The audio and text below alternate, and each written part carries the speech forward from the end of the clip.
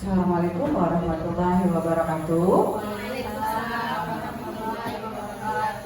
Terima kasih Bapak dan Ibu dari SD Negeri 2 Kemuning yang menyempatkan waktunya pada hari ini untuk menyaksikan aksi nyata modul 1.4 penerapan budaya positif di sekolah pendidikan guru penggerak angkatan 8 oleh saya sendiri Yurika Piandra Agustin, calon guru penggerak angkatan 8 dari SD Negeri 2 Kemuning, Kota Banjarbaru, yang dilaksanakan pada hari ini, Rabu 26 Juli 2023. Sebelumnya saya ucapkan yang terhormat Ibu Yusana Elpas selaku Kepala Sekolah SD Negeri 2 Kemuning, yang saya hormati Bapak dan Ibu Dewan Guru beserta staf yang berbahagia. Baik, sebelum memulai aksi nyata penerapan budaya positif di sekolah, untuk memulai acara pada hari ini, alangkah baiknya kita mengucapkan basmalah. Alhamdulillah, dengan mengucapkan Bismillahirrahmanirrahim bersama, kita mulai penerapan budaya positif di sekolah. Sebelumnya, karena hari sudah siang, saya ingin mengajak Bapak dan Ibu untuk ice breaking. Ya, jadi ice breaking kita hari ini yaitu menebak warna. Jadi bukan menebak tulisan.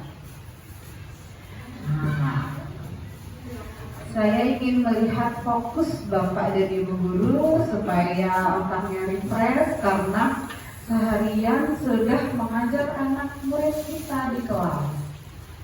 Baik. Nah, ini ada game tebak warna. Jadi yang tiang tebak adalah warnanya, bukan tulisannya. Hanya untuk yang berani. Apakah Bapak Ibu di sini berani? Berani, alhamdulillah. Bisa kita mulai? Oke. Stop nih, kalau nggak berani stop aja katanya. Oke.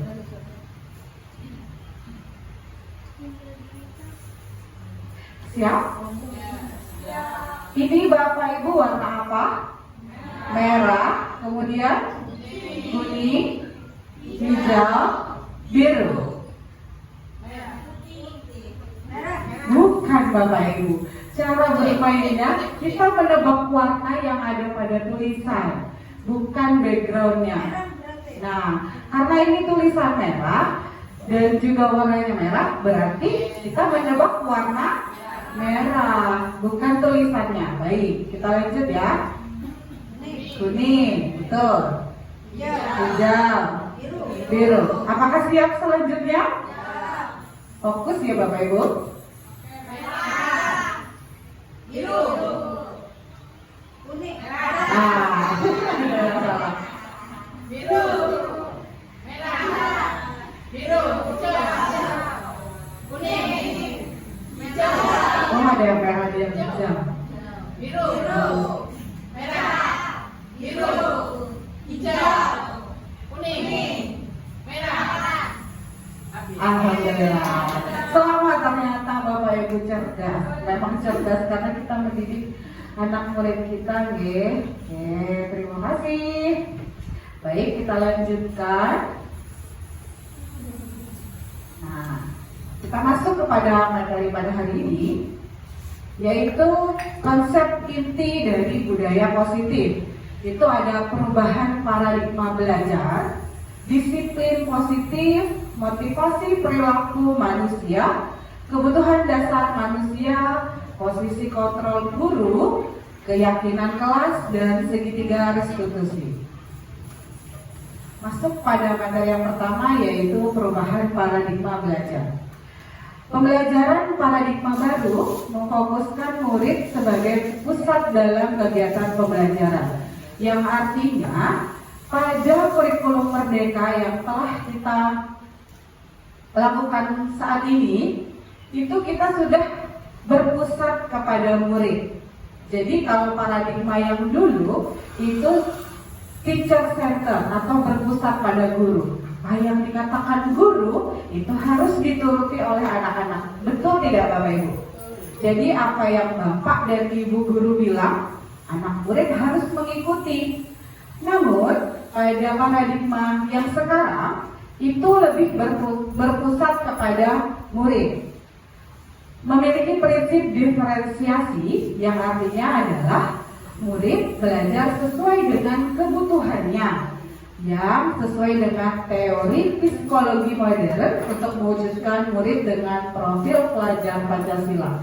Yang mana dimensi profil pelajar Pancasila itu ada beriman, bertakwa kepada Tuhan Yang Maha Esa dan berakhlak mulia, dibuktikan dengan perilaku anak yang kita kebiasaan setiap hari itu membentuk karakter yang ini Bapak Ibu. Beriman, bertakwa kepada Tuhan Yang Maha Esa seperti hari ini tadi ya Bu ya, sholat duha, pembentukan karakter dari dimensi yang ini. Kemudian baca Yasin setiap hari Jumat, juga dimensi yang ini.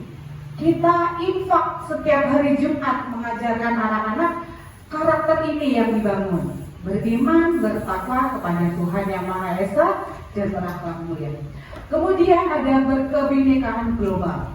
Kebinekaan global ini lebih kepada bersama-sama nih, saling menghargai sesama teman, sesama guru dan warga sekolah lain.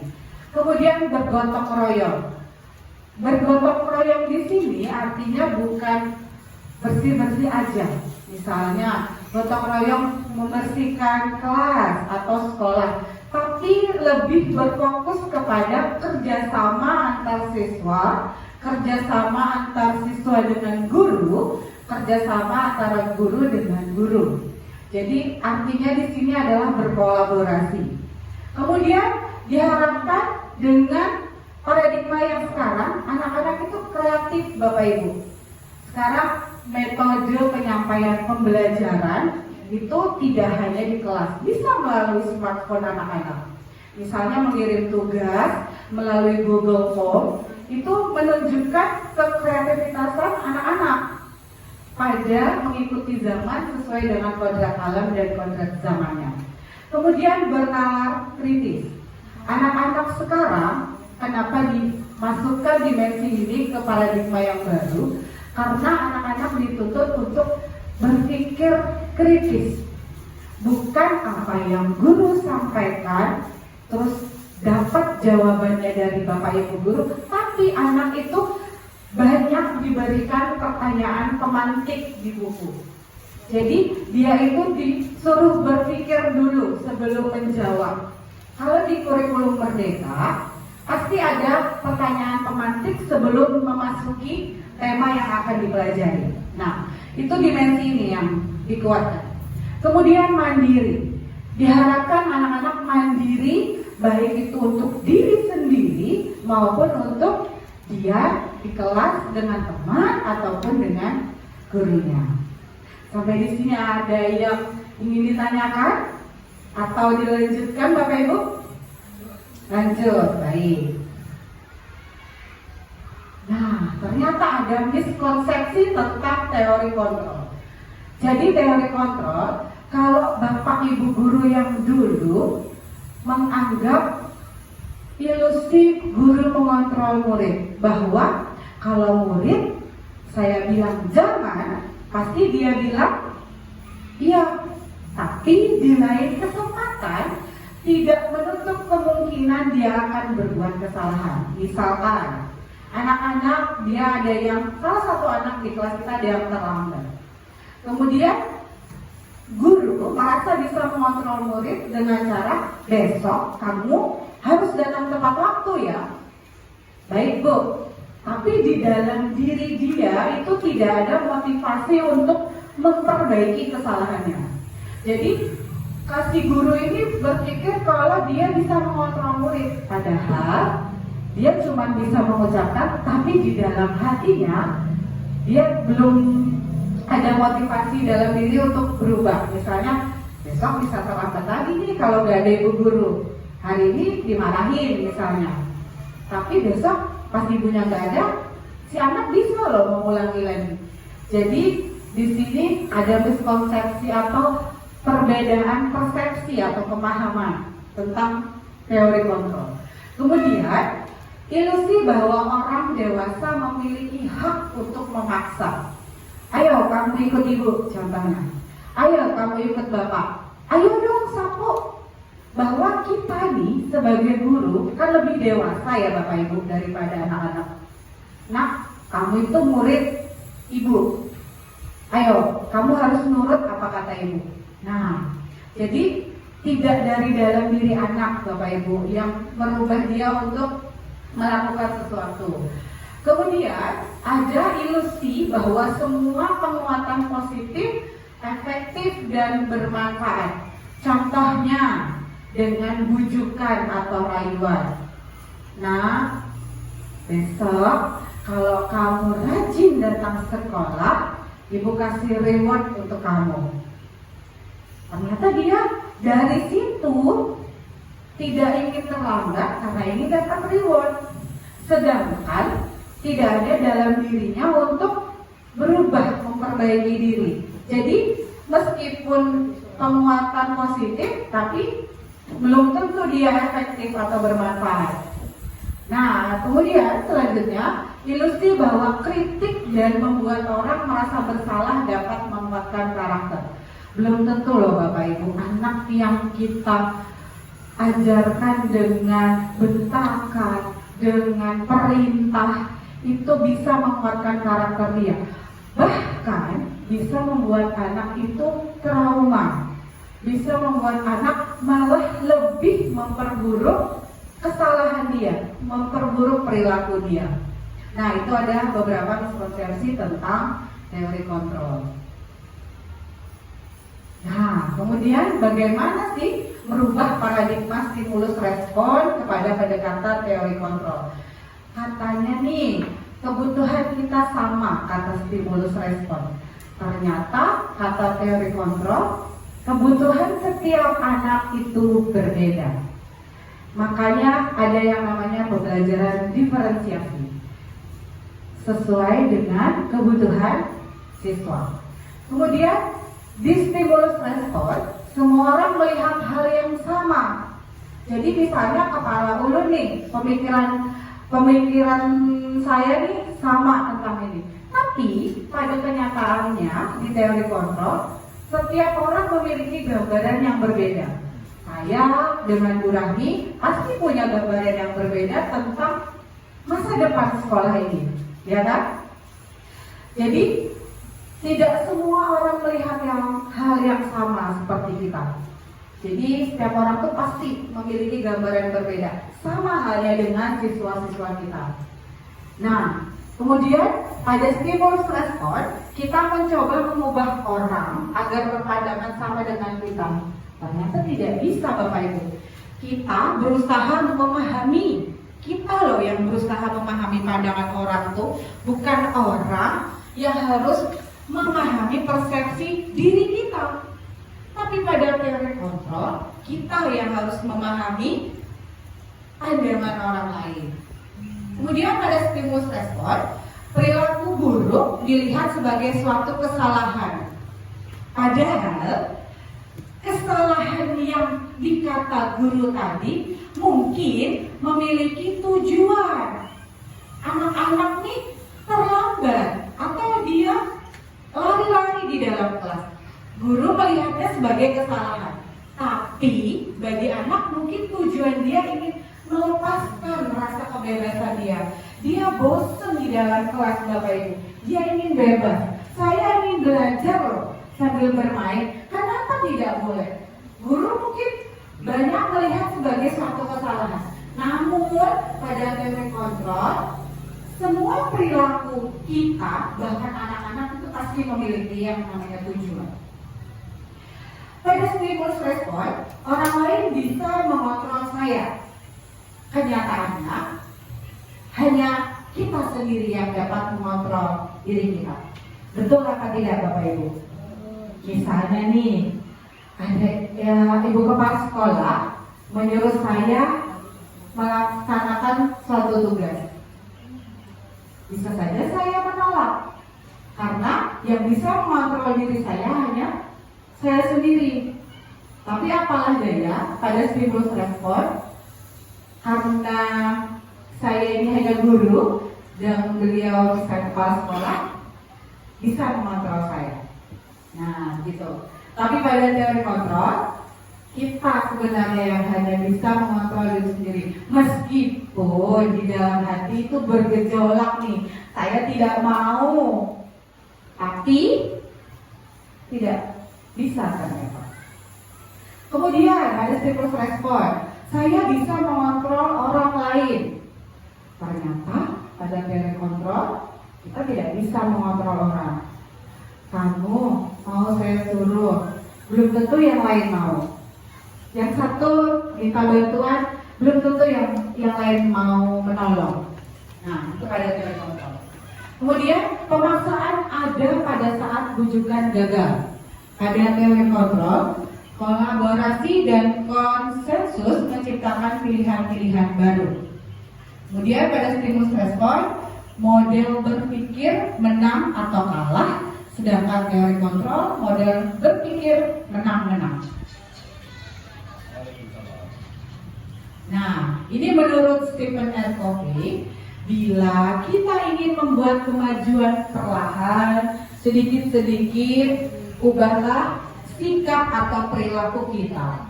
Namun, bila kita ingin memperbaiki cara-cara utama kita, maka kita perlu mengubah kerangka acuan kita. Ubahlah bagaimana kita melihat dunia, bagaimana kita berpikir tentang manusia, atau siswa atau murid. Ubahlah paradigma kita, skema pemahaman dan penjelasan aspek-aspek tertentu tentang realitas. Nah, masuk kepada disiplin positif. Disiplin itu berasal dari bahasa Latin, disiplina, artinya belajar. Sekarang saya mau bertanya kepada Bapak Ibu, apa yang Bapak Ibu pikirkan atau terlintas di benak Bapak dan Ibu tentang kata positif? Disiplin maksudnya. Ada yang ingin menjawab? Kalau dengar kata disiplin nih, ya Pak, boleh. Menurut pendapat saya, kata disiplin itu adalah menaati segala peraturan yang ada. Terima kasih. Terima kasih Bapak Nasir. Ada lagi yang ingin menambahkan? Menurut pandangan atau persepsi Bapak Ibu, disiplin itu apa sih sebenarnya? Ada yang mau menambahkan? Ibu Hida mungkin? Yang lain boleh? Gak apa-apa, kita sambil belajar sama-sama. Nah, terima kasih Bapak Nasir atas pendapatnya. Jadi kalau kita itu mengartikan disiplin itu suatu aturan, ya kan, yang harus kita taati. Kalau tidak kita taati, kita akan mendapatkan hukuman. Nah, jadi disiplin itu untuk belajar berasal dari akar kata yang sama dengan disciple atau murid atau pengikut atau follower dengan sakralnya sekarang. Untuk menjadi seorang murid, seseorang harus paham betul mengapa mereka mengikuti suatu aliran atau ajaran tertentu, sehingga motivasi yang terbangun adalah motivasi intrinsik bukan ekstrinsik. Jadi motivasi intrinsik ini maksudnya dari dalam diri Bapak Ibu, dari dalam diri murid. Jadi kalau mereka ada disiplin positif yang mereka yakini, itu harus atas dasar keinginan mereka, bukan dari paksaan kita. Nah, sedangkan disiplin positif artinya seseorang dapat menggali potensinya menuju kepada sebuah tujuan, sesuatu yang dihargai dan bermakna. Dengan kata lain, disiplin positif juga mempelajari bagaimana nih cara kita mengontrol diri dan bagaimana kita menguasai diri untuk memilih tindakan yang mengacu pada nilai yang kita hargai. Nah, rangkumannya ini sebagai pendidik, tujuan kita Bapak Ibu menciptakan anak-anak yang memiliki disiplin diri sehingga mereka bisa berperilaku dengan mengacu pada nilai kebijakan universal dan memiliki motivasi intrinsik bukan ekstrinsik. Oke, selanjutnya akan kita bahas mengenai nilai-nilai kebajikan itu apa sih? Itu artinya yang kita sepakati di sekolah. Lepas itu tidak membedakan dari suku, agama, bahasa maupun latar belakangnya. Nah, berikut adalah contoh nilai kebajikan. Dari profil pelajar Pancasila ada 6 elemen yang kita pelajari sebelumnya. Kemudian dari PYP, sikap muridnya bertoleransi, rasa hormat, integritas, mandiri, dan menghargai.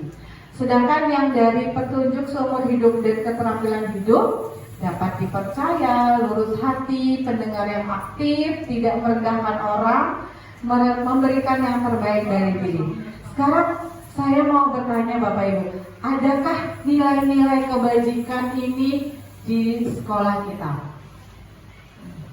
Atau ternyata belum ada? Atau kurang?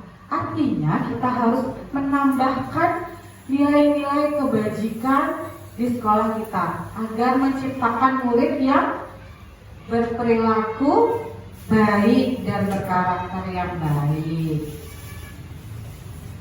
Masih semangat Bapak Ibu? Masih. Oke, ini ada kebutuhan dasar manusia. Sekarang saya mau tanya, kira-kira kita membutuhkan apa sih Bapak Ibu? Ada yang mau memberikan pendapat? Kesenangan, Bu. Kesenangan, betul. Contohnya kesenangan itu kita bisa main HP, kita jalan-jalan. Itu kita merasa senang tidak Bapak Ibu? Itu contohnya. Seluruh tindakan manusia yang memiliki tujuan tertentu. Semua yang kita lakukan adalah usaha terbaik kita untuk mendapatkan apa yang kita mau atau kita inginkan. Nah, ini harus Bapak dan Ibu jawab. Jadi saya harap boleh menjawab ya. Saya bacakan. Ibu Ambar, guru wali kelas 2A. Tapi di sini ternyata Ibu Dwi, wali kelas 2A. Tapi ternyata ini di SD Pelita Insani, Pelita Hati, sedang bingung menghadapi ulah salah satu murid di kelasnya bernama Doni. Beberapa anak di kelas 2A telah datang padanya dan mengeluhkan Doni yang seringkali meminta bekal makan siang mereka dengan paksa. Jika Anda menghadapi situasi seperti Ibu Ambar, apa sih yang Bapak Ibu lakukan? Terus kenapa Doni melakukan hal tersebut? Ada yang ingin menanggapi? Kenapa sih Doni ini loh suka minta bekal makan siang teman, tapi dengan memaksa? Akhirnya teman-teman tadi bilang sama Ibu Ambar, kalau kita jadi Ibu Ambar, kita ngapain Bapak Ibu? Kalau misalnya jadi Ibu Ambar, menurut saya Ibu Ambar memanggil si Doni yang sering meminta bekal. Kemudian Ibu Ambar menanyakan, kenapa Doni minta mengambil makanan temannya dengan secara terpaksa? Apakah karena dia di rumah tidak diberi bekal sama ibunya, atau tidak diberi uang untuk jajan? Dan itu menurut saya, kalau seandainya dia tidak mendapatkan makanan itu, dia tidak bisa memenuhi kebutuhannya. Kebutuhan yaitu kebutuhan untuk makan. Ya. Terima kasih Bu Rahmi atas pendapatnya. Jadi ada lagi mungkin Bapak Ibu? Kudu? Oh boleh. Sebentar.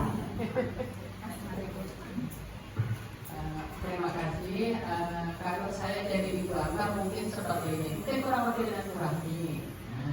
Saya dekati si Doni. Nah, tentu saja dengan namanya anak kecil lah. Kita gali dari dia bangun jam berapa, kemudian mamak jam berapa, apakah mamak pagi masak. Nah di situ kita akan tahu anak itu bawa sudah apa belum? Soalnya kadang-kadang seperti ini, ada yang mamanya itu kadang-kadang pagi masak, kadang-kadang satu punya anak kecil sudah macam, jadi tidak sempat masak, akhirnya anak tidak sarapan di bekali uang meja. Jadi akan kita gali dari Doni dulu, mungkin dia belum sarapan atau juga mungkin Doni itu makannya banyak, jadi selalu lapar. Nah, makanya kan kita dengan teman karena dia nggak mau bekal. Nah, mungkin digali dari situ dulu. Nah, jadi kemudian kita nasihati, boleh minta punya teman, tapi kalau kita nggak diberi, ya jangan. Atau minta bekal, bawa bekal dari rumah. Nah, untuk menghindari minta dengan paksa dengan temannya. Kemudian yang untuk teman-temannya juga tentu akan kita gali juga, atau kita nasihati, kita beritahu bahwa kita saling berbagi. Nah, saling berbagi mungkin kalau makan, Doni kepingin misalnya kemarin kepingin kita beri, tapi dengan catatan yang minta jangan kita terus-terusan dan saling berbagi, saling memberi. Dengan demikian mungkin Doni lama-lama akan keluar hatinya, oh aku maksa, minta mungkin tidak baik. Kalau aku minta, aku harus memberi juga. Mungkin dia akan minta sama mamanya bekal, seperti itu. Mungkin seperti itu.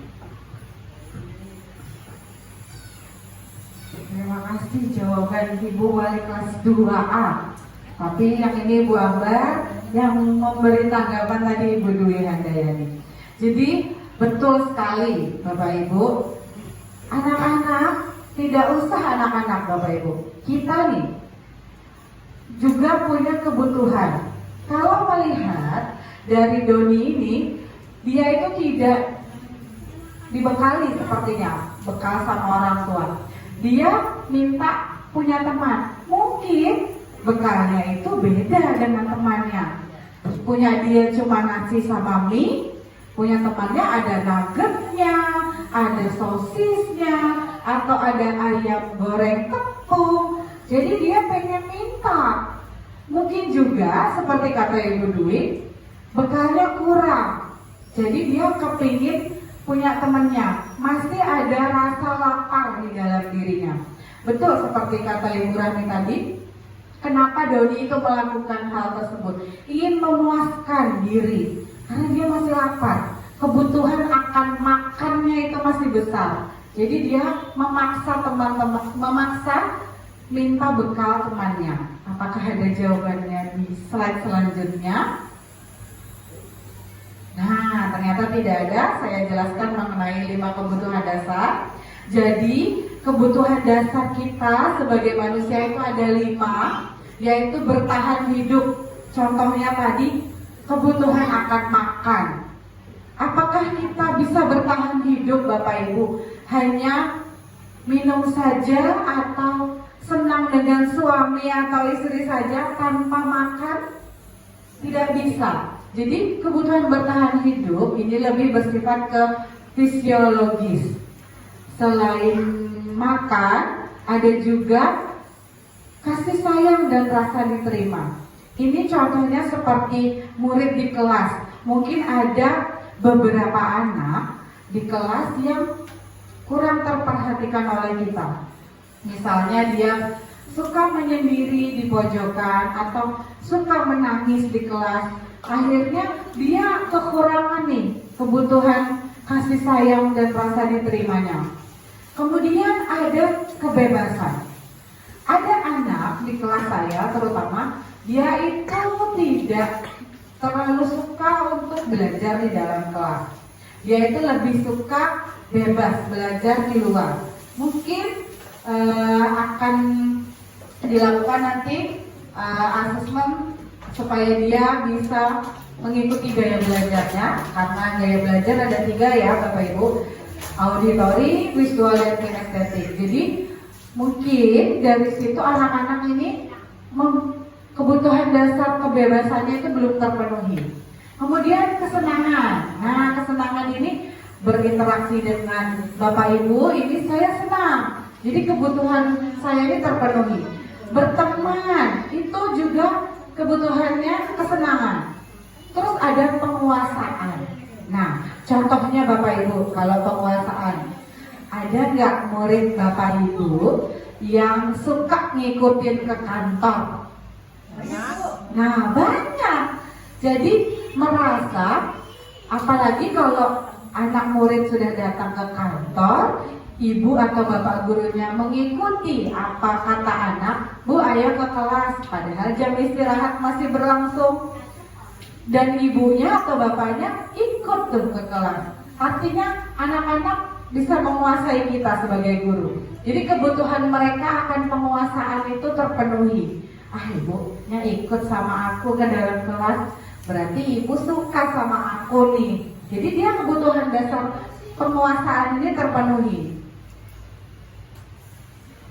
Nah, ini penjelasan per elemen. Kebutuhan bertahan hidup itu ada kesehatan.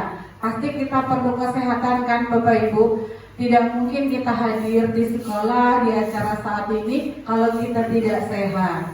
Kemudian rumah. Jadi ini sandang pangan papan adalah kebutuhan primer untuk bertahan hidup. Kita punya rumah untuk berteduh, berlindung dari mara bahaya. Kita makan untuk keberlangsungan hidup kita, dan kita juga harus sehat Bapak Ibu. Kemudian kasih sayang dan rasa diterima. Ini seperti kata saya tadi, hubungan dan koneksi sosial. Contohnya saya dengan Bapak Ibu, anak-anak dengan teman-temannya di sekolah, anak-anak dengan gurunya, anak-anak dengan temannya di rumah, itu hubungan dan koneksi sosialnya. Kemudian kemampuan dianggap penguasaan, kebutuhan pengakuan atas kemampuan, dianggap berharga, bisa membuat perbedaan, bisa membuat pencapaian, kompeten, diakui dan dihormati. Jadi kalau ada sifat atau karakter kita yang mungkin aku nih loh dianggap berharga sama ibu guru, aku dianggap paling kompeten sama bapak guru, aku nih loh dihormati di dalam kelas. Tidak hanya anak-anak Bapak Ibu, kita sebagai guru pasti punya karakter ini. Ada yang aku loh bisa membuat perbedaan, jadi aku biar beda dengan yang lain. Terus kalau aku mencapai sesuatu, pasti teman-teman memberikan apresiasi kepada aku. Nah, kalau sudah itu, berarti dia kebutuhan dasarnya tentang menguasai ini. Penguasaan sudah tercukupi.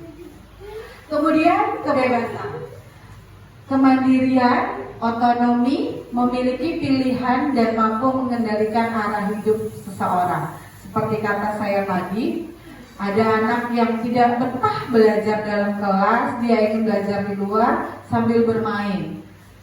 Terus bapak ibu gurunya mengikuti. Nah, yang kelima, kesenangan. Apakah bapak ibu senang? Apakah bapak ibu suka bermain dan tertawa? Kalau sering nih tertawa, berarti kebutuhan dasarnya sudah terpenuhi. Lanjut Bapak Ibu? Lanjut, baik. Nah, kenapa sih kita itu berperilaku? Apakah untuk menghindari ketidaknyamanan atau hukuman? Apakah untuk mendapatkan imbalan atau penghargaan dari orang lain? Atau untuk menjadi orang yang mereka inginkan dan menghargai diri sendiri dengan nilai yang mereka percaya? Bapak Ibu pilih yang mana? Kalau menurut Bapak Ibu itu baik untuk diri sendiri, saya akan pilih yang ini. Saya ingin jadi orang yang bisa menghargai diri sendiri Bapak Ibu. Yang ini dulu deh contohnya. Contoh nyata di sekolah. Saya berangkat pagi dari rumah ke sekolah supaya tidak terlambat pinjer, supaya nanti menghindari hukuman nih. Ya enggak? Ada juga ketidaknyamanan sama rekan yang lain. Aduh, kalau terlambat nggak enak nih sama teman yang lain. Karena motivasi ini bukan keluar dari diri sendiri, karena ketidaknyamanan atau menghindari hukuman atau teguran dari kepala sekolah. Itu untuk kita. Kalau murid mungkin terlambat atau tidak mengerjakan tugas, misalnya kerjain aja tugas, nanti kalau nggak ngerjain dihukum sama bapak atau ibu guru. Tapi pada kenyataannya murid itu nggak mau ngerjain tugas, sebenarnya dia nggak suka, tapi demi menghindari hukuman dia terpaksa mengerjakan. Kemudian ada yang mendapatkan imbalan atau penghargaan dari orang lain. Pernahkah Bapak Ibu menemukan diri sendiri ataupun murid Bapak Ibu membantu Bapak Ibu itu pengen imbalan? Bu, saya bantuin bawakan buku, tapi nanti saya dikasih stiker bintang ya, atau reward di kelas, atau dikasih uang sama Bapak Ibu. Adakah yang seperti itu muridnya Bapak Ibu? Membantu tapi untuk mendapatkan imbalan, bukan atas kemauan dirinya sendiri. Ada, tidak usah murid, kita bapak atau ibu guru pasti ada seperti itu ya Bu. Saya udah capek-capek nih mengerjakan, kalau nggak diapresiasi, saya nanti lain waktu saya tidak mau mengerjakan lagi. Nah, itu perilaku yang kita munculkan artinya untuk mendapatkan imbalan atau penghargaan atau apresiasi dari orang lain.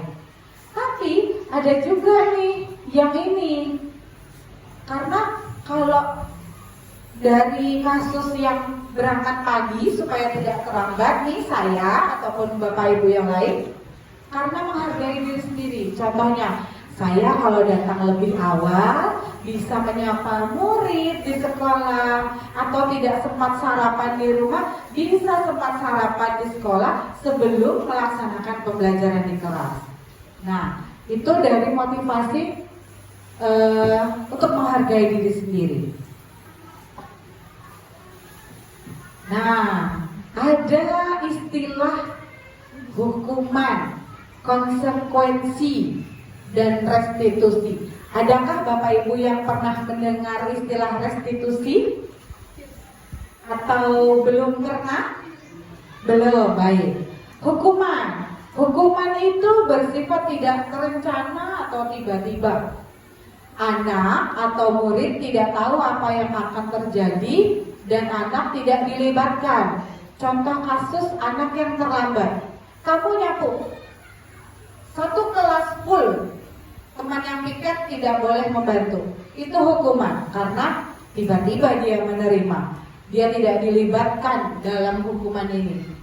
Bernegosiasi dengan guru. Tahu-tahu datang terlambat, disuruh nyapu sama ngepel. Itu namanya hukuman. Kemudian konsekuensi. Umumnya bentuk konsekuensi dibuat oleh sekolah atau pihak guru, dan murid sudah mengetahui sebelumnya konsekuensi yang akan diterima bila melanggar. Misalnya tentang terlambat. Kalau terlambat, nanti konsekuensinya lapor dengan guru piket misalnya. Itu konsekuensi. Terus membersihkan sampah di depan kelas. Karena mereka sudah tahu Bapak Ibu, kalau mereka salah, ada aturan di sekolah, konsekuensinya apa. Nah, sedangkan restitusi ini proses menciptakan kondisi bagi murid untuk memperbaiki kesalahan mereka, sehingga mereka bisa kembali pada kelompok mereka dengan karakter yang lebih kuat. Bagaimana ya itu? Misalnya, anak melakukan kesalahan, kita stabilkan dulu identitas. Nah, kamu salah, tapi tidak apa-apa. Ibu juga pernah salah, bukan cuma kamu. Jadi membuat anak nih Bapak Ibu nggak takut duluan nih menghadapi gurunya nih. Nah, jadi kita akan melaksanakan restitusi nanti. Jadi setiap murid melakukan kesalahan, mereka pasti punya tujuan kan dari kesalahan tersebut yang kita anggap salah, tapi ternyata tuh punya tujuan. Nah, nanti akan saya jelaskan mengenai restitusi. Nah, kita jawab sama-sama yuk. Ada tadi hukuman, konsekuensi, dan restitusi. Boleh menjawab bersama. Mencatat 100 kali di dalam buku kalimat, saya tidak akan terlambat lagi karena terlambat ke sekolah. Kira-kira itu hukuman atau konsekuensi ya Bapak Ibu? Hukuman. Kita cek jawabannya. Oh, ternyata konsekuensi loh Bapak Ibu. Kenapa ya? Kita kembalikan lagi. Mencatat 100 kali di dalam buku kalimat, saya tidak akan terlambat lagi karena terlambat ke sekolah. Artinya, ini aturan di sekolah Bapak Ibu. Konsekuensinya karena terlambat sekolah, dia catat 100 kali. Makanya disebut dengan konsekuensi. Gitu. Ya. Pertanyaan selanjutnya. Lari mengelilingi lapangan basket 2 kali karena terlambat hadir di sekolah. Hukuman atau konsekuensi ya Bapak Ibu? Oke, masih mempersepsikan antara hukuman dengan konsekuensi. Apa Bapak Ibu? Hukuman. Baik, kita cek. Ternyata hukuman. Betul sekali Bapak. Kenapa? Kenapa sih disebut hukuman? Kenapa Bapak? Boleh menjelaskan? Karena bersifat hukum fisik. Ya bisa, betul. Karena bisa bikin pingsan loh. 2 kali lari lapangan basket karena terlambat ke sekolah. Betul. Fisik itu juga bisa berupa hukuman. Ada lagi? Oh ternyata ada. Membersihkan coretan yang dibuatnya di meja tulis. Hukuman atau konsekuensi? Konsekuensi. Baik, kita cek jawabannya. Oh benar, konsekuensi. Membersihkan coretan yang dibuatnya. Dia nih pelakunya nih buat coretan. Jadi harus dibersihkan karena konsekuensinya itu. Baik, bisa dibaca refleksi dulu Bapak Ibu. Ini ada Ibu Guru kelas 2. Kalau tadi Ibu Dwi Handayani, sekarang kayaknya Ibu Siti Rusmila. Nah, tapi yang di sini namanya Ibu Anas, Bu. Ibu Anas guru kelas 2 SD mendapatkan masalah. Murid-muridnya tidak bisa tertib berdiri antri di depan pintu kelas dan selalu berebutan masuk ke dalam kelas setelah jam istirahat usai. Ini tentunya sangat mengganggu proses pembelajaran di mana kelas tidak dapat mulai tepat waktu karena Ibu Anas sibuk menenangkan muridnya dalam waktu yang cukup lama. Akhirnya Bu Anas berpikir cepat dan mengandalkan stiker bintang. Setiap murid-muridnya akan masuk kelas usai jam istirahat. Bu Anas akan mengiming-imingi muridnya dengan stiker bintang. Siapa ya yang dapat berdiri lurus dan berbaris rapi antri di depan pintu dapat bintang dari Ibu Anas katanya. Terus sebagian besar murid menyambut tantangan itu dan langsung berdiri rapi karena kalau rapi dapat bintang dari Ibu Anas. Kemudian hal ini terus dilakukan selama beberapa minggu karena cukup berhasil membuat muridnya berdiri rapi antri di depan pintu. Tapi saat Bu Anas sakit terus digantikan oleh Pak Heru tidak tahu nih tentang stiker bintang. Dan benar saja pada saat masuk kelas muridnya berebutan. Apa yang terjadi dan mengapa? Adakah yang ingin memberikan pendapat? Jadi Bapak Ibu, kalau habis istirahat nih dia tuh desel-deselan mau masuk kelas rebutan. Sedangkan pintu kelas tidak besar. Tapi Bu Anas caranya supaya mereka mau rapi diberi stiker bintang. Akhirnya anak-anak rapi nggak berdiri setelah dapat stiker bintang? Rapi. Tapi waktu Pak Heru yang masuk, kenapa dia kembali anak-anak berbuat seperti itu lagi?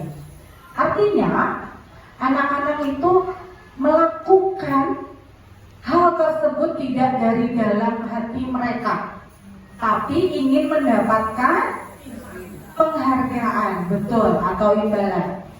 Jadi kalau aku berdiri rapi mau masuk kelas, aku bakal dapat stiker. Kalau nggak rapi, berarti aku tidak dapat stiker. Itu merujuk kepada motivasi perilaku yang sebelumnya dijelaskan tadi. Jadi kalau pakai ini, kira-kira efektif nggak sih Bapak Ibu untuk di kelas kita terapkan? Tidak, betul. Karena apa? Itu tadi, murid itu bakal melakukan karena dia ingin dapat penghargaan.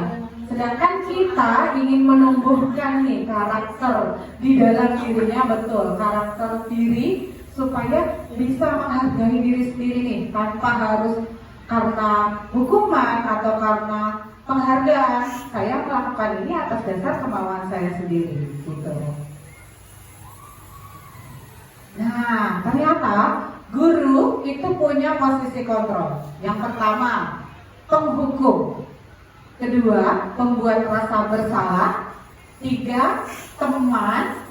Empat, pemantau. Dan kelima, sebagai manajer. Baik, kalau penghukum nih Bapak Ibu, pasti kalimatnya ini, patuhi tidak aturan saya, kalau enggak awas. Nah, kamu selalu saja salah, terus selalu kamu nih pasti yang selesai terakhir. Itu penghukum. Sedangkan pembuat merasa bersalah, ibu tuh kecewa loh sama kamu. Terus berapa kali Bapak harus beritahu kamu ya, nggak didengar-dengar. Gimana coba kalau orang tua kamu tahu berbuat begini? Ini anak-anak merasa bersalah loh Bapak Ibu. Ayo cepat tulis, kalau enggak nanti gak istirahat loh. Ayo cepat tulis, kalau enggak nanti dimarahin ibu kepala sekolah. Nah, jadi itu tadi kembali ke motivasi dia, menghindari hukuman. Karena apa? Gurunya membuat anak ini bersalah. Tapi ada juga posisi kontrol guru di kelas sebagai teman. Ayolah bantu demi Bapak ya. Ayo ingat, tidak bantuan Bapak selama ini. Jadi Bapaknya ini mau ngungkit. Bapak udah tolong loh, Bapak udah bantu. Masa kamu gak mau bantu Bapak? Kayak sama teman gak Bapak Ibu ngomongnya? Padahal kita guru dengan murid. Ya udah, kali ini tidak apa-apa, nanti Ibu bantu bereskan. Padahal yang berbuat itu siapa Bapak Ibu kalau kalimatnya ini? Muridnya. Tapi yang membereskan Ibu. Sama kayak kita dengan anak ya mungkin, sebagai teman. Kemudian ada pemantau. Peraturannya apa? Apa yang telah kamu lakukan? Sanksi atau konsekuensinya apa? Nah, mungkin ada yang sudah melaksanakan ini. Ada yang terakhir, manajer. Apa yang kita yakini? Kembali ke keyakinan kelas. Apakah kamu meyakininya? Jika kamu meyakininya, apakah kamu bersedia memperbaikinya?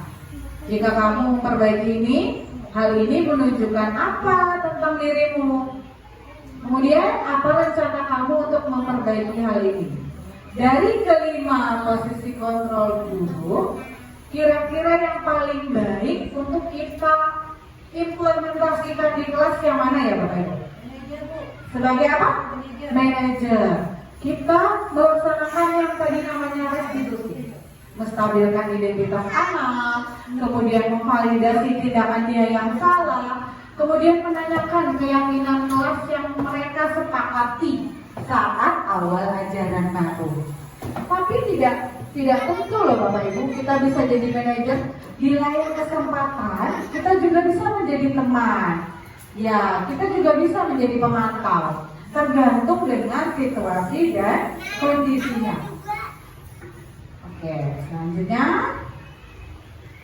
Nah, Saya kecewa sekali nih dengan kamu yang mengatakan nih Bapak Ibu guru mengatakan dengan muridnya. Kalau kayak gini, kira-kira posisi kontrolnya sebagai apa ya Bapak Ibu? Membuat merasa bersalah. Coba kita cek.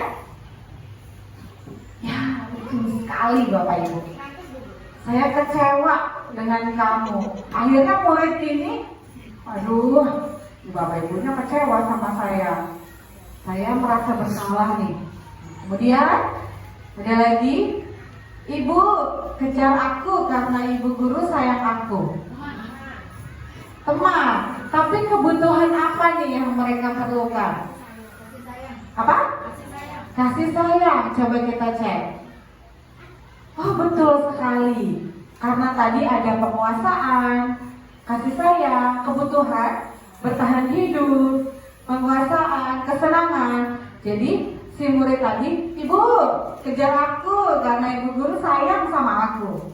Gitu kan? Ternyata itu dia memerlukan cinta dan kasih sayang dari gurunya. Kemudian kebutuhan apa lagi nih Bapak Ibu kira-kira? Aku hebat kan? Bisa bikin Ibu guru kejar aku? Apa ya Bapak Ibu? Kebutuhan apa dari 5 kebutuhan dasar? Penguasaan. Kita cek jawabannya benar. Karena ibunya mau nih ngejar aku. Sama dengan yang tadi. Ibu kalau saya panggil ke kantor, suruh ke kelas, ibunya mau. Karena kebutuhan dasar atas penguasaannya terpenuhi. Ya, ada lagi ternyata Bapak Ibu. Aku bosen nih belajar mewarnai terus di dalam kelas. Kebutuhan apa yang mereka ingin penuhi? Apa Bapak Ibu? Ada kesenangan, ada kebebasan? Baik, kita cek. Oh, ternyata kebebasan. Dia itu bosan dalam kelas, maunya main di luar sambil belajar. Ternyata itu dia memerlukan kebebasan. Baik. Nah, kita masuk ke dalam keyakinan kelas. Sekarang saya mau minta pendapatnya kembali kepada Bapak Ibu. Kenapa sih harus disebut keyakinan kelas, bukan peraturan kelas? Ada yang ingin menanggapi? Kenapa harus keyakinan, tidak peraturan kelas? Yang tahu Bapak Ibu? Kenapa ya? Kalau peraturan itu dibuat untuk ditaati. Kalau nggak ditaati dapat apa? Sanksi atau hukuman. Betul. Kalau keyakinan kelas, mereka meyakini di dalam diri mereka sendiri kalau yang mereka lakukan itu atas dasar motivasi intrinsik atau dari dalam diri mereka. Makanya pemilihan kata yang positif itu lebih membuat anak memunculkan motivasi dalam diri daripada ini, karena mereka nanti takut akan sanksi atau hukuman. Kalau tidak mentaati peraturan dapat sanksi. Kalau keyakinan kelas, mereka meyakini nih, tapi dibuat dengan kalimat atau kata yang positif.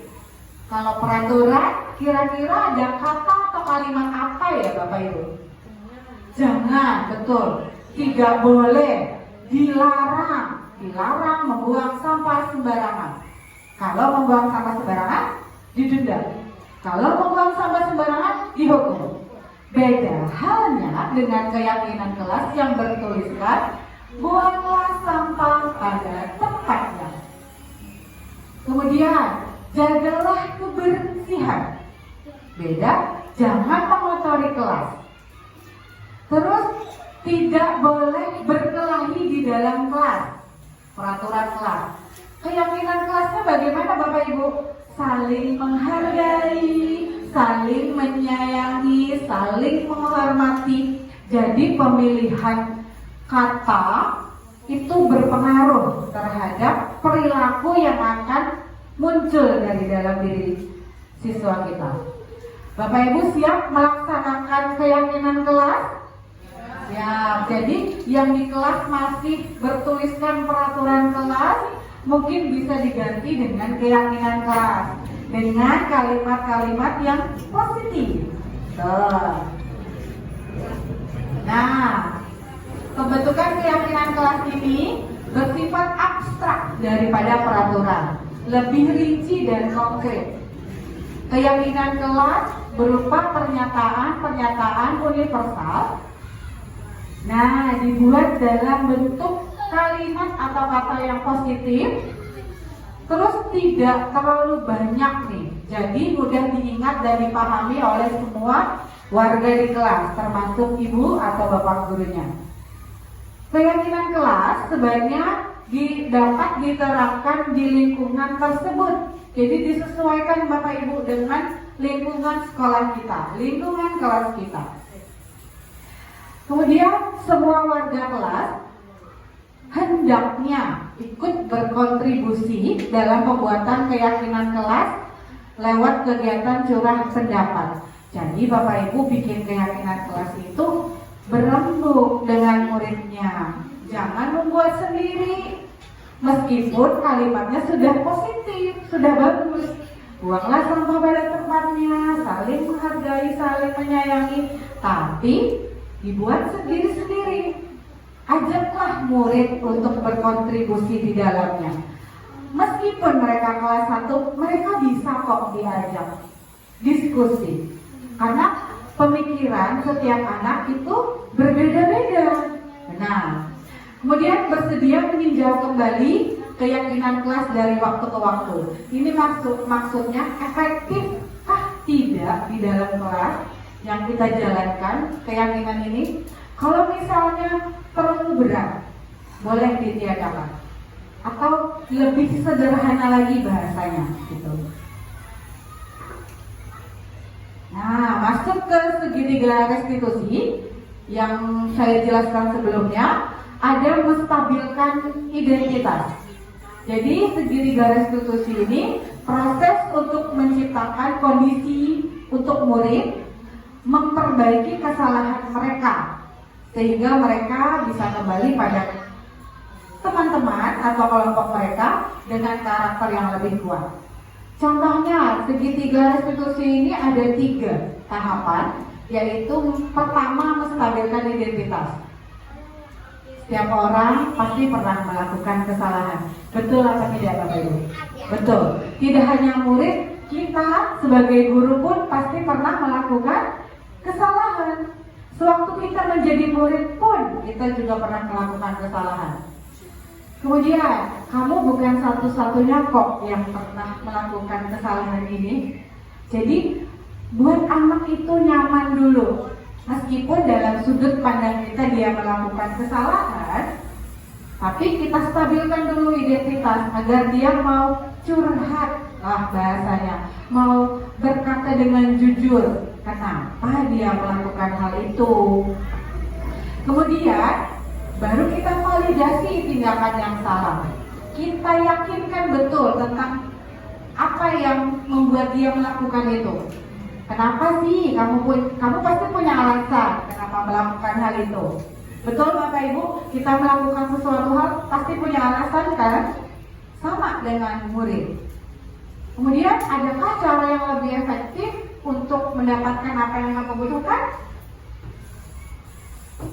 Selanjutnya ada menanyakan keyakinan. Kita sudah bikin keyakinan kelas loh anak-anak. Kita sudah mensepakati. Masih ingat? Kemudian kamu ini mau jadi orang yang seperti apa?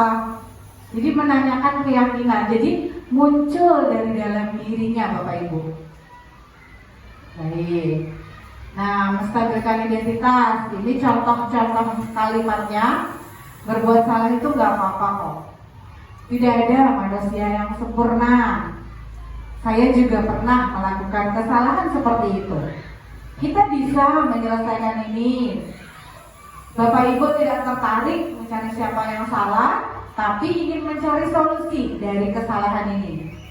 Kamu berhak merasa begitu. Kemudian ada, apakah kamu sedang menjadi teman yang baik untuk dirimu sendiri, jadi melakukan hal tersebut? Kemudian validasi tindakan yang salah, contoh kalimatnya, padahal kamu bisa melakukan yang lebih buruk dari ini ya. Atau kamu pasti punya alasan mengapa melakukan hal itu. Kamu patut bangga pada dirimu sendiri karena kamu telah melindungi sesuatu yang penting buat kamu. Kamu boleh mempertahankan sikap itu, tapi harus menambahkan sikap yang baru. Yang terakhir, menanyakan keyakinan. Contohnya, apa yang kita percaya sebagai kelas atau keluarga, apa nilai-nilai keyakinan kelas yang telah kita sepakati sebelumnya. Bagaimana sih bayangan kita tentang kelas yang ideal? Kamu mau jadi orang yang seperti apa? Nah, jadi menanyakan keyakinan ini adalah tahapan terakhir pada segitiga restitusi. Kalau langkah 1 tercapai, sudah stabil identitas anak, terus tingkah laku yang salah telah divalidasi, langkah kedua, maka anak siap untuk dihubungkan dengan nilai yang dia percaya pada keyakinan kelas yang sudah dibuat bersama. Contoh segitiga restitusi, kasus yang pertama, Afifah, seorang murid kelas 2A, sering terlambat datang ke sekolah.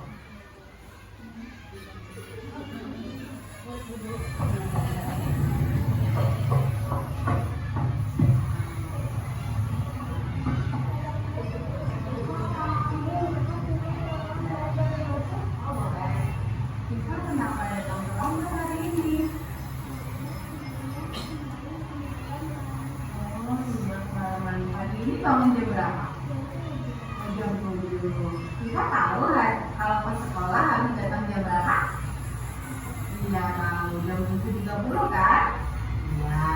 Kita tahu kan tentang keyakinan sekolah kita? Tahu. Kita tahu kan kalau terlambat itu tidak ada di dalam keyakinan sekolah kita? Iya, tahu. Kita akan jadi nggak kalau tidak akan terlambat lagi? Nah, kita tahu tentang keyakinan sekolah kita bahwa jam 7.30 sudah harus disekolahkan.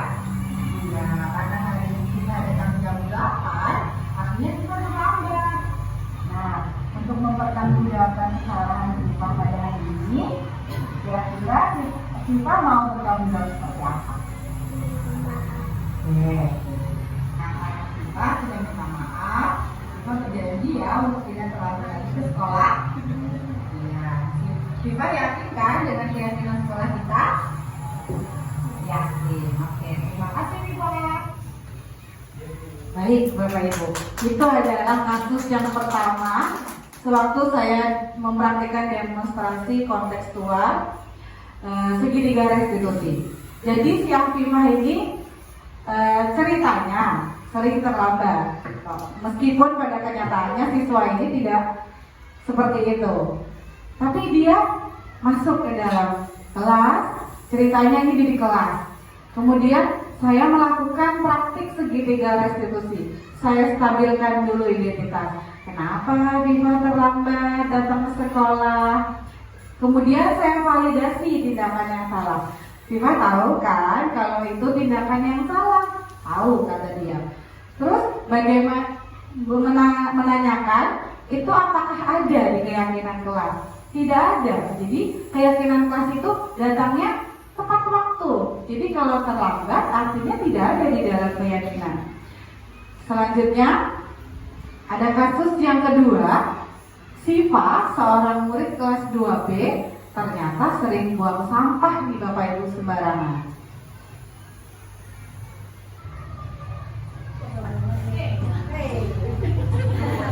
Siva tadi buang sampah sembarangan ya yang dicari.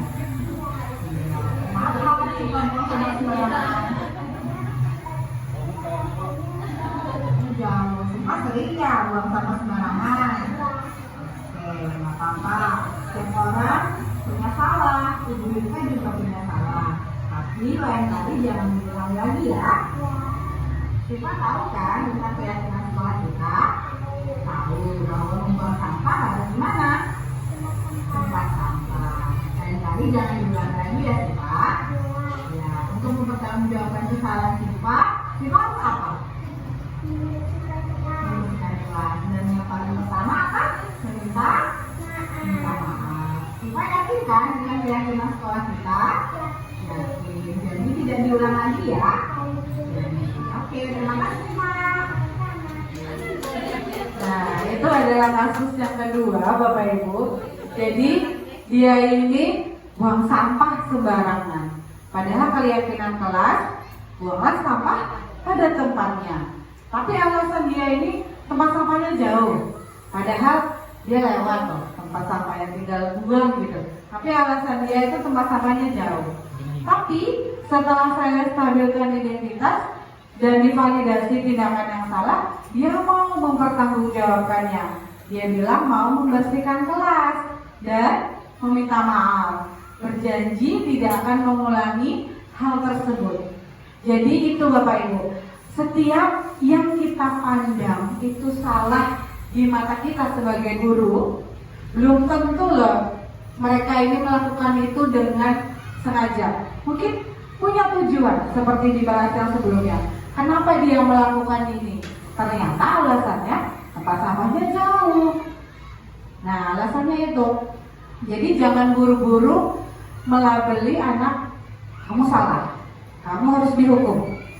Jadi kita mungkin bisa melaksanakan segitiga restitusi apabila yang kita lihat salah, tapi ternyata punya tujuan tertentu di dalamnya.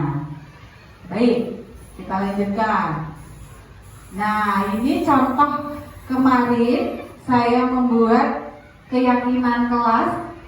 Seharusnya pakai sticky note, tapi karena kelas 1 keterbatasan masih menulis, jadi saya tanya jawab dengan anak-anak. Jadi keyakinan kelas 1 ini berdiskusi kemarin, belajar dalam keadaan tenang. Karena kelas 1 biasanya banyak yang ribut, berisik. Kemudian yang kedua, belajar dengan kelas yang bersih. Saya bertanya Bapak Ibu dengan anak-anak, nah bagaimana nih kalau kelas kita kotor? Apakah nyaman kita belajar di dalam kelas? Tidak, katanya. Berarti harus belajar dalam keadaan kelas yang seperti apa? Yang bersih, Bu. Oke, itu keyakinan kelas kita ya. Iya, Bu, kata mereka. Kemudian ibu guru bicara, anak-anak mendengarkan, bukan dilarang, mencela omongan guru. Itu masih peraturan Bapak Ibu. Sedangkan keyakinan kelas, kalau ibu guru bicara, anak-anak bagaimana? Mendengarkan. Artinya mereka jangan ikut berbicara. Benar tidak? Jadi pemilihan kata, pemilihan kalimat itu berpengaruh terhadap perilaku anak. Kemudian pinjam barang teman, minta izin terlebih dahulu. Mereka ini punya pendapat. Apalagi anak? Saya berikan pertanyaan pemantik kepada anak-anak. Mereka sering pinjam penghapus. Benar apa tidak Bapak Ibu? Ada yang lupa bawa penghapus. Pas sesi mewarnai, ibu saya nggak bawa pensil warna. Ada loh anak yang suka merebut. Ada loh anak yang suka meminjam, tapi tidak dikembalikan. Ada anak yang suka meminjam, tapi tidak menjaga barang yang dia pinjam. Akhirnya rusak, akhirnya hilang.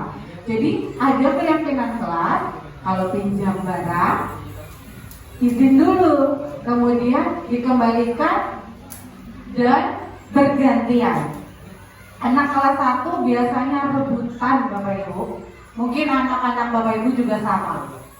Pengen warna kuning, padahal yang satu ini statusnya pinjam, yang satunya yang punya. Rebutan. Saya mau mewarnai pakai warna kuning, tapi yang pinjam ini merebut. Nah, jadi bikin keyakinan bergantian. Kemudian saling menghormati. Bagaimana sih saling menghormati?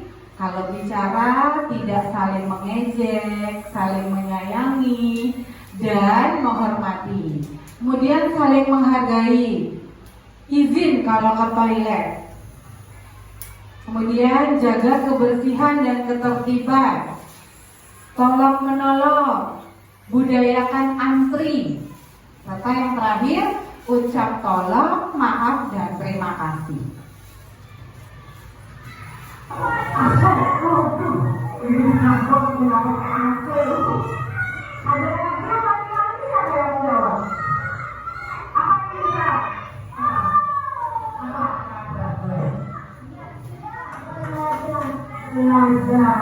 Belajarnya ibu masih bertanya lagi. Kira-kira kalau belajar dalam keadaan kelas yang berisik, gimana rasanya?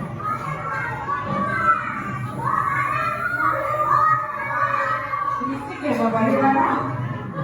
Bagaimana rasanya kalau belajar dalam keadaan yang di sini tenang, yang di situ bicara terus? Bagaimana rasanya?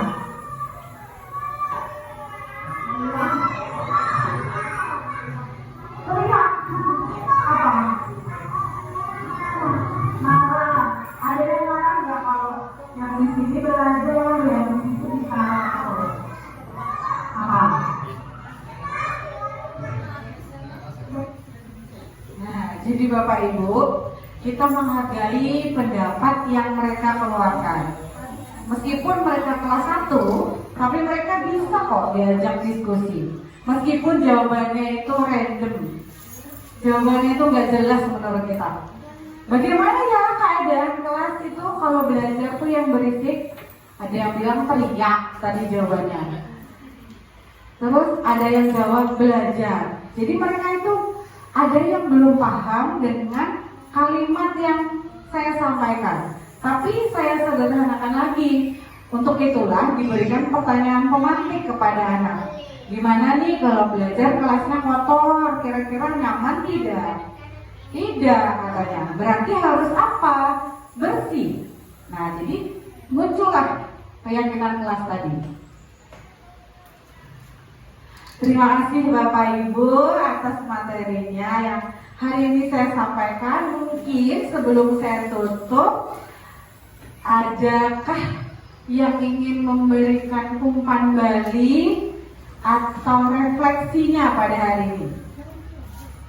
Boleh? Siapa? Atau masukan ataupun ada yang ingin ditanyakan juga boleh. Boleh Ibu? Ada Bapak Ibu? Ada? Mungkin Ibu Kepala Sekolah, boleh. Terima kasih Ibu Yurika atas kesempatan yang diberikan. Ini pertama dulu kami ucapkan terima kasih kepada Ibu Yurika yang telah memaparkan tadi menyampaikan praktek baik ya namanya Bapak dan teman-teman, dan ini nantinya bisa sebagai contoh dalam membuat salah satunya yang menarik adalah keyakinan kelas. Nah, keyakinan kelas itu merupakan salah satu dari administrasi guru nanti yang bisa ditampilkan. Jadi semua kelas, wali kelas nanti menyampaikan kesepakatan ataupun yang namanya tadi keyakinan kelas di kelasnya masing-masing. Itu termasuk dari administrasi kelasnya. Nah kemudian yang mungkin tambahan atau mungkin masukan juga di dalam, kalau tidak salah tadi validasi, bisa dilihat validasi.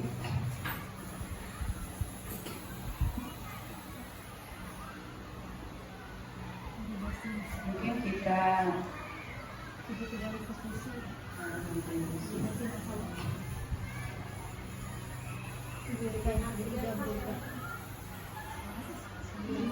validasi kata-kata yang mau di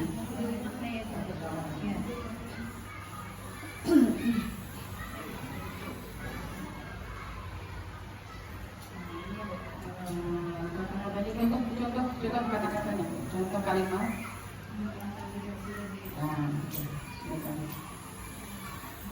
Nah, apa kita bisa perbaiki lagi? Misalnya itu ada masih kata yang termasuk negatif di sana. Nomor satu misalnya, padahal kamu bisa melakukan yang lebih buruk lagi dari itu. Bagaimana kalau kata buruk itu kan negatif kan? Kita ganti dengan kata yang sama, cuma pengertian sebenarnya bagus gitu. Kira-kira apa? Padahal kamu bisa melakukan yang lebih. Kata buruk itu ganti dengan kata yang lebih sedikit sopan. Karena kata buruk itu negatif artinya. Misalnya tidak benar. Betul fatal. Kata-kata yang itu. Atau tadi ada kata apa yang belum?